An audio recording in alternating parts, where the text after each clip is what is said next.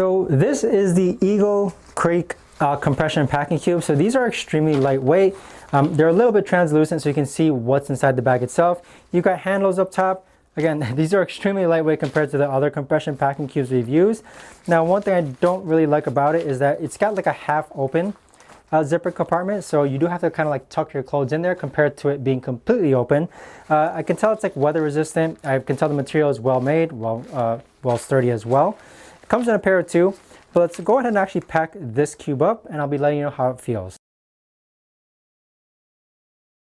So here we have the Eagle Creek compression packing cube packed up. Right now the expandable feature is on. It was a bit harder than other compression packing cubes to actually pack in just because that sleeve didn't open up all the way. Zippering it was fine, but now let's actually try and compress it down. And right now, right off the bat, we are having a bit more difficulty, or I'm having a bit more difficulty when it comes to actually compressing this down. So if you're interested in, if you're more concerned about the size, can you actually fit more clothes in your packing cube?